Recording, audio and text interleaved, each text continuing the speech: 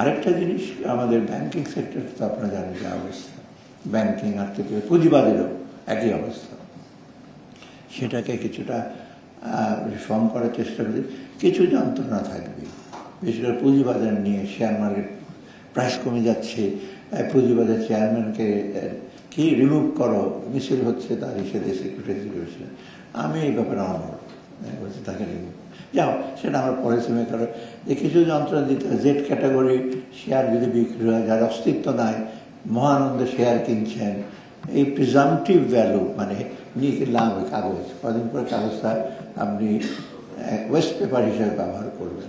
তো এগুলো একটু কষ্ট হবে, এবং এই জন্য আমি দায়ী না, বিনিয়োগকারীতে দায়ী করছি না।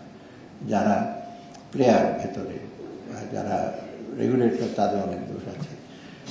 এই প্রসঙ্গে আমি দীর্ঘায়িত করব না। আমি মনে করি এটা বহুল প্রচার করা দরকার।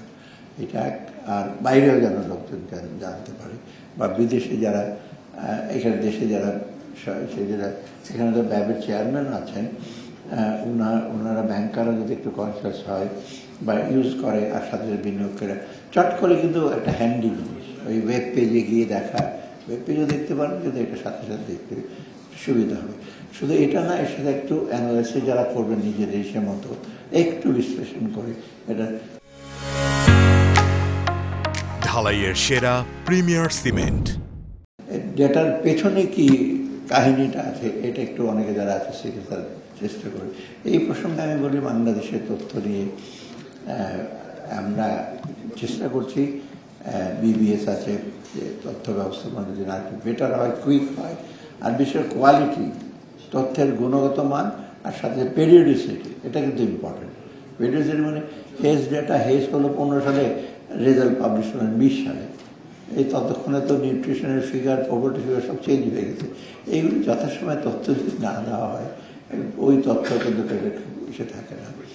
আর একটা জিনিস আমরা চেষ্টা করছি, এই যে আমাদের দিক থেকে সরকারের কাছে ন্যাশনাল সিঙ্গেল উইন্ডো করা, এটা কিন্তু একটু রেলিভেন্ট। এই ক্ষেত্রে প্রসঙ্গে আমি বলি, ন্যাশনাল সিঙ্গেল উইন্ডো মানে এটা কিন্তু 16 সালে শুরু হয়েছে, 23-24 হয়ে গেল, খুব বেশি দূর এখন নিয়ে বোধ হয়।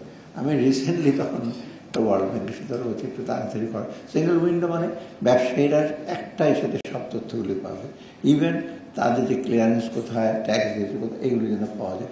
এইরকম ডেটা ম্যানেজমেন্ট, এইরকম যদি আপনার উইন্ডো থাকে, সহজে 10 জায়গায় দৌড়াদৌড়ি করে তথ্য নেয়, বা 10 জায়গায় দৌড়ে একটা কাগজ বের করা, এখানে যাবো, এটার পারমিশন এখানে লাগবে, সেটা কেউ এরকম এনএসসিটা আছে। তো আমাদের কিছু বেসিক তথ্য ভাণ্ডারও আছে, আপনারা জানেন কালিয়াপুরে আছে, যশোরে আছে, তাই না, ন্যাশনাল ডেটা সেন্টার। এইগুলো মোটামুটি এখন কিন্তু ইউজ করা হচ্ছে, ব্যবসায়ীরা করছেন, সরকারের থেকে করছেন।